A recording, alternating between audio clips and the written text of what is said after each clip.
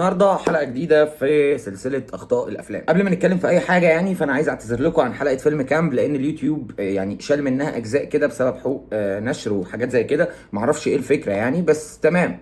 حاولت اعالج الموضوع، ما قدرتش اعالجه غير ان المشاهد دي تتقص، فممكن تلاقي ان انا بتكلم في مشهد وما اتعرضش، ده بسبب ان اليوتيوب قصها فان شاء الله في الحلقات اللي جايه هنحاول ناخد بالنا من الموضوع ده، علشان ما يبقاش في كل حلقه بيحصل لنا المشكله دي. دلوقتي بقى نيجي للتحفه الفنيه اللي احنا جايين نتكلم عليها النهارده، وهي فيلم انياب. بالنسبه بقى للتحفه الفنيه دي، هو فيلم نزل سنه 1981 وكان مصنف برضو ان هو اول فيلم مصاص دماء مصري. ابطال الفيلم ده هم منى جبر، علي الحجار، عهدي صادق، طلعت زين، وعدويه. والله زي ما بقول لك كده، عدويه مثل وعمل فيلم انياب. الفيلم اصلا المفروض ان هو بطولته، لان هو دراكولا. الفيلم بقى بيحكي لنا عن علي ومنى، اللي هم علي الحجار ومنى جبر، اللي طالعين باسمائهم عادي مفيش اي اختلاف، ان هم كانوا في حفله عند اصحابهم وهم راجعين عطلت بيهم العربيه فاضطروا يدخلوا مكان كده. المهم خلونا نبدا الفيلم ونشوف ايه التحفه الفنيه اللي احنا هنقابلها النهارده. بالمناسبه تقييم الفيلم على سينما دوت كوم 5.3، ده كتير عليه، والله ده كتير عليه. انا ما اعرفش مين اللي ده 5.3 ده، بس تمام يلا بينا نبدا. طيب بيبتدي الفيلم بالتتر، واول ما التتر بيخلص بنلاقي الصوره اللي قدامنا دي زي ما انت شايف كده. لاول مره على الشاشه يمثل ويرقص ويغني مخرج الروائع حسن الامام. طبعا احنا ما عندناش اي مشكله يمثل ويطلع على الشاشه ويعمل اللي هو عايزه، بس احنا مش محتاجينه يرقص. لو ما رقصش يبقى ده حاجه احلى. انا ما بيتهيأليش ان انا محتاج اشوفه وهو بيرقص خالص. طبعا بيبدا الفيلم واحنا بنشوف استاذ علي وهو بيغني الاستاذه منى من الشباك كده من تحت، وفجاه بيقرر ان هو يغني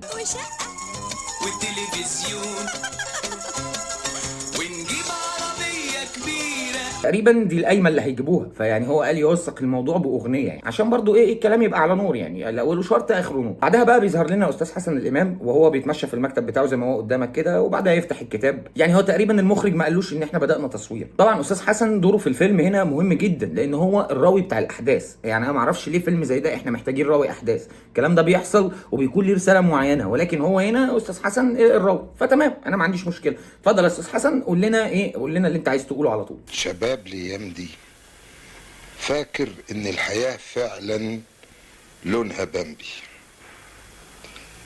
لكن الحقيقة ان لونها مش بامبي وبس، يا رب نخلص. انما تشكيلة الوان، كل لون بيقول حاجة. ما يلا يا عم حسن، الله يكرمك، احنا في وقت في تايم للفيلم، ولا احنا مش لاقيين حاجه نقولها في الفيلم ولا ايه؟ فبيقرروا ان هم ينزلوا الشخصيات على طول. فبنلاقي الصوره اللي قدامنا دي، تلاقي بقى عندك قدامك كده مكتوب علي مصطفى محمد، الليسانس اداب، قسم تاريخ، حالم، يبحث عن شقه، يتمنى السعاده والاستقرار مع خطيبته منى. مبدئيا مفيش حد بيعمل تفريغ شخصيات كده. انا مش ده كده اعلان بتاع واحد بيدور على عروسه نوقف على كده، لا ازاي؟ طبعا المخرج بقى بيروح مكمل معانا وبيروح منزل لنا بقى منى مجدي كامل، الليسانس اداب برضو، تقريبا هم شقطوا بعض في الكليه، طموحه وحالمه، تتمنى السعاده والاستقرار مع خطيبها علي. اصحابنا اللي شفناهم دلوقتي فاكرين ان الحياة لونها بامبي. يا عم حسن عرفت، والله عرفت، انت لسه قايل كده من 3 ثواني. ما يلا يا جماعه، الوقت بيعدي، السينما هتقفل. والمفاجآت اللي مستخبية لهم في الطريق في ليلة زي دي. ايوه يا ريس، سيبنا نعرف ايه الليله مالها. كلها زعابيب ومطر وبرق ورعد. كان ممكن نقول للمخرج يورينا الكلام ده، نشوف الكلام ده من المخرج، مش لازم انت تقوله لنا. المهم بقى ان استاذ حسن الحمد لله بيخلص المقدمه، وبنشوف كده زي ما انت شايف علي ومنى وهم في العربيه، وعلي بيعمل نفسه ان هو سايق. علي بقى تقريبا بينام في وسط المطر والزحمه اللي بتحصل دي، فبيفوق فجاه على تريلا في وشه، فبيقرر ان هو يكسر شمال كده كله. الكاوتش فرقع، ايوه. طب مبدئيا هو لو الكاوتش فرقع المفروض انك بتحاول توازن العربيه. انت لو الكاوتش فرقع وكسرت الكسره دي شمال، كان زمان العربيه بتدقلك بيكو. ما تنزل تغيرها. اصل ما فيش ستيب. انا لحد دلوقتي برضو ما فهمتش، انت شاغله بالك بالاستبن وعادي بالنسبه لك ان انت خارجه مع خطيبك في مكان زي ده، في الوقت ده، في المطر ده، في الصحراء اللي احنا فيها دي، انما ان هو يخرج من غير استبن دي المشكله بالنسبه لي. مش احنا عدينا من شويه كده على بيت؟ فين ده؟ مش واخد بالي. وبعيدا بقى اصلا عن ان الطريق اللي هم ماشيين عليه ده ما ينفعش يمشي عليه واحد ومراته، مش واحد وخطيبته، طريق ما فيهوش صريخ ابن يومين. واستغربت انها شافت في بيت موجود، ده معنى كده ان انتوا كنتوا ماشيين في الصحراء. فالحمد لله بنقرر ان احنا ننزل ونروح بقى نشوف ايه البيت اللي على الطريق ده، يمكن نلاقي في حد يساعدنا. فبنوصل هناك، استاذ علي بيقرر ان هو داخل يمزج الناس اللي ساكنه كده، يروح مغني لهم. جوه يا باشا، ادخل الفيلا ولع النور هتلاقي النور في كل حته، والنور اصلا وراك، يعني ده الدنيا رعد وبرق، ويعني النور مغرق الدنيا. ولا اي احترام للعفاريت، يعني الراجل واقف بقاله ساعه عشان يخضهم وهم داخلين، دخلوا وسابوه عادي. لو كان الليل طويل وغاب عني النهار. بيظهر بقى الاخ احدب ده وهو بيغني مع استاذ علي الحجار في الاغنيه، والمفروض ان انا اخاف منه، يعني المفروض ان الراجل ده اخاف منه في اللي جاي. اقنعني انت بقى ازاي، انا ما اعرفش.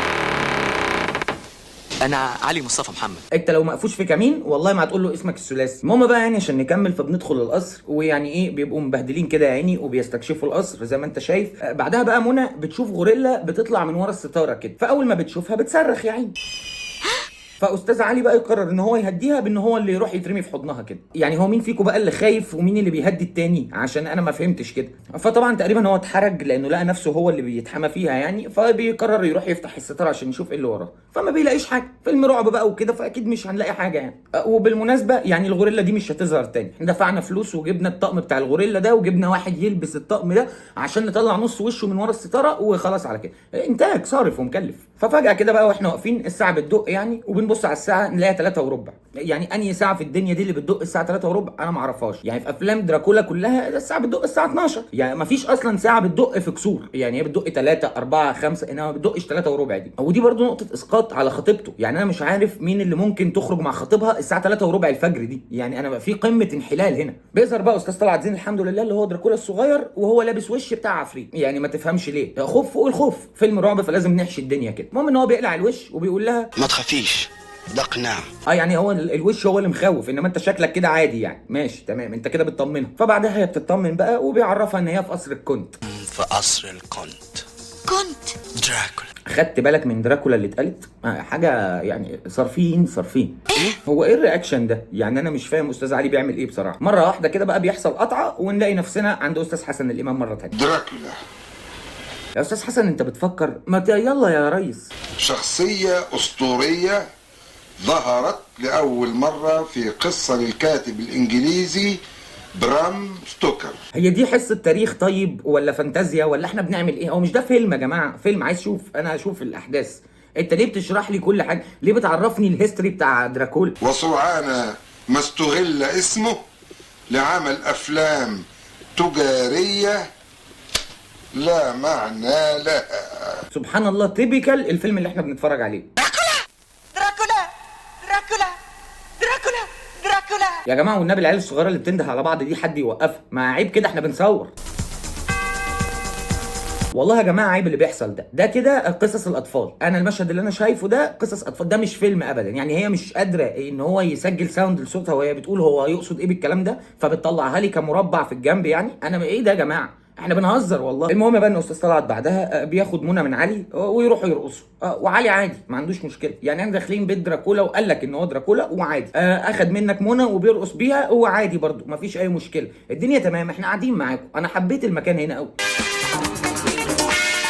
لا اله الا الله. ايه يا استاذ حسن ده؟ عيب والله عيب. هو ده بقى الرأس اللي كنت تقصدوه في اول الفيلم صح؟ تمام 100. كمل يا معلم كمل.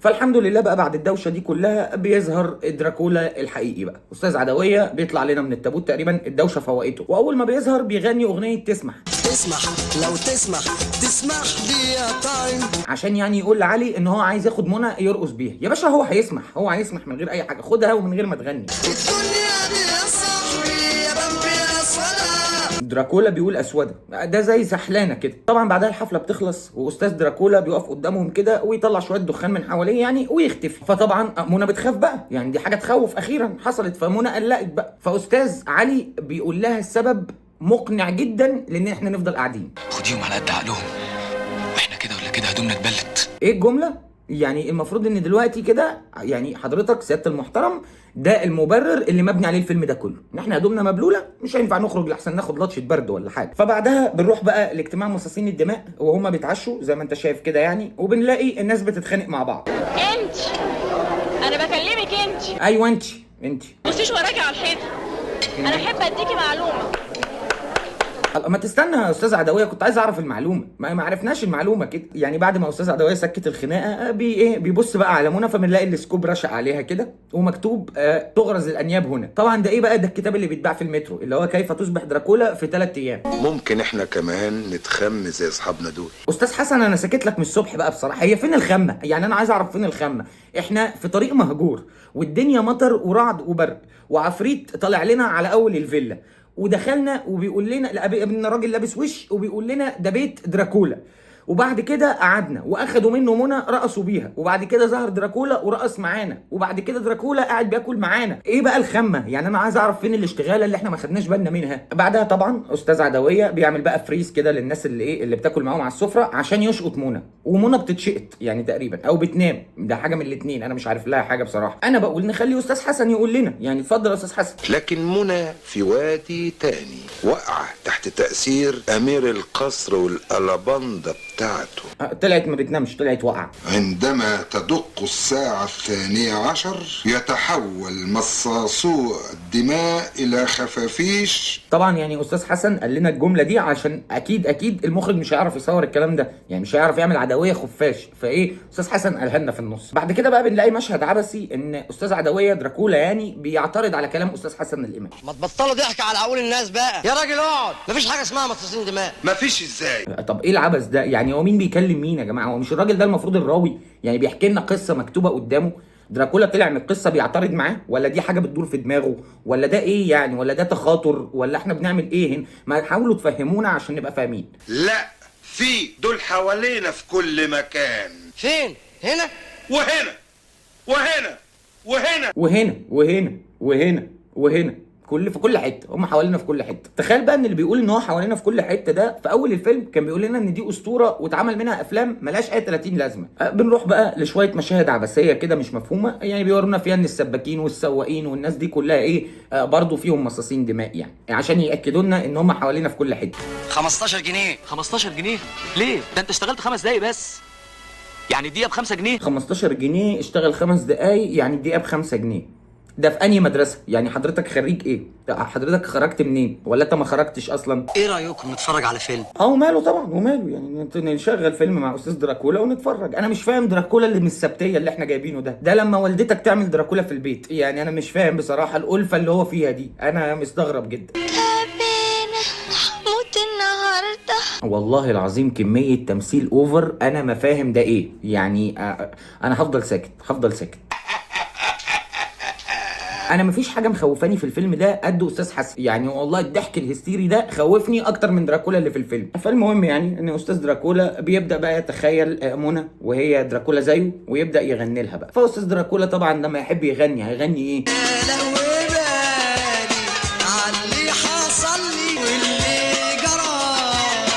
يا لهوي بالي على اللي جرالي. معروفه طبعا دراكولا بيغني الكلام ده. مش مكفيك اللي عملته علشانك؟ انت نسيت انت كنت ايه قبل ما اجي انا هنا؟ عملت ايه حضرتك؟ يعني هو كان ايه اسوأ من الحاله اللي هو فيها دلوقتي دي؟ مين اللي لبسك الهدوم دي ولمك من الشوارع؟ طبعا بيقول له الهدوم على اساس ان هو لابس بدله اخر موديل، يعني تقريبا هو كان ماشي عريان قبل ما يجي استاذ عدويه يلبسه. في هذه الاثناء في حجره علي. طب ما نروح على حجره علي على طول، يعني ما ناخد الكاميرا مان ونطلع على حجره علي نشوف ايه اللي بيحصل هناك. انت ليه بتكتبها لي؟ يعني ما انت لو رحت بالكاميرا هناك هعرف ان دي اوضته يا ابني.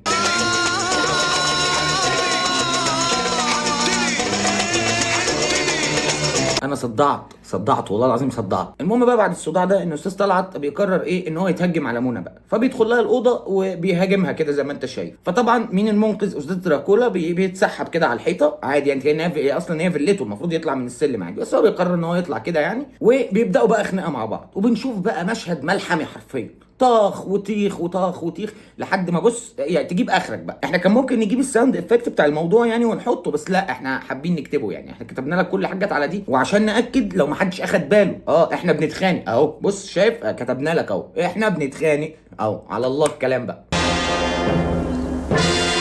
فجات له فكره. طبعا خلاص احنا فهمنا السياسه بتاعت الاخراج بتاعت الفيلم ده، هو بيعبر لنا عن اي حاجه بدماغهم بالرسومات، فدي ان هو جات له فكره يعني. فالاخ ده بقى بيقرر في النهايه ان هو ايه، يهربهم يعني، كانت هي دي الفكره يعني. فبيفتح لهم الباب وبيهربوا. بنشوف بقى استاذه منى واستاذ علي وهم بيجروا يعني، عدوا بس 50 متر قدام القصر كده ووقفوا يفكروا بقى مع بعض. ناخد قرار مهم جدا. ايه هو القرار؟ احنا لازم نرجع نساعد شلف. طب انت سبته وطلعت ليه؟ ما هو كان فاتح الباب، كنت شديته معاك وجرينا كلنا يعني، انت ليه سبته وطلعت؟ ما صح، ما انت لو بتفكر كان زماننا مشينا من امبارح. فطبعا بقى بنشوفه هو بيقول لهم حاجه مهمه جدا عشان يعرفوا يهربوا كلهم. طب يلا ساعدوني، افتحوا الشبابيك، خلوا النور يخش. يعني انت من امبارح ما كانش ينفع تقول لهم الكلام ده؟ اما انت مثلا قاعد في البيت ما كنتش تقدر تعمل الكلام ده يعني، نفتح الشبابيك. فبنخش بقى بنفتح الستاير كلها زي ما انتم شايفين كده، فبيبتدوا دراكولا اللي في البيت كلهم يموتوا يعني. دراكولا وبانيين فيلم وعاملينه وبتاع، وفي الاخر ايه، مات بان احنا نفتح الستاير. بيت دراكولا اللي هو المفروض عايش فيه مستخبي من الشمس، مداري الشمس بستاير من اللي هي 150 جنيه دي تقريبا يعني. بنقضي على دراكولا بقى، بيموت خلاص عشان بس فتحنا الستاير. فالراجل تقريبا عنده حساسيه من الاضاءه، فبيتحرقوا كلهم وبيموتوا. وبيخرج بقى ايه، منى وعلي، وبيبداوا يجروا كده.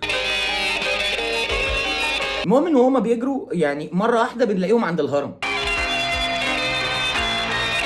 انا بس عندي سؤال يعني، لما هو القصر يفرق عن الهرم 10 متر كده، ما هو اكيد ده 10 متر، اكيد انت ما جريتش مثلا من ايه، من اسكندريه لحد الهرم يعني. على ارض الواقع فعليا ده كيلو مثلا. لما هو فرق كيلو كده، ليه ما اتحركناش كده امبارح يعني؟ ليه ما رحناش على الهرم؟ ما هو الهرم في مكان كويس نعرف فين نلاقي ناس تساعدنا وناس ماشيه بالعربيات، بدل ما انت كنت محسسنا انك في الصحراء الغربيه وانت راكن العربيه امبارح. وفي الاخر بنلاقي بقى ان استاذ حسن الامام ظهر قدامنا كده يعني، وبيرفع الوش بتاعه. وده البلوت تويست بتاع الفيلم، ان استاذ حسن هو دراكولا بتاع الفيلم. احنا قلنا من الاول ان استاذ حسن فيه حاجه غلط يعني، مشاهد بتاعته فيها حاجه مش مظبوطه. انا قلت لكم ان هو اكتر حاجه مخوفاني وانتوا ما صدقتونيش في الاخر. بص، كان عندي نظره للموضوع. فبس ما عندناش خلاص حاجه تانية نقولها. اظن انت شفت الفيلم وكلمتك عنه يعني، الحمد لله. والحمد لله ان احنا طلعنا سلام من الحلقه دي. اما حاجه انت تسيب لي رايك تحت في الكومنتات، قولوا لي لو عايزين افلام تانية نتكلم عنها سيبوها لي تحت في الكومنتات، وان شاء الله هنعملها في الحلقات اللي جايه.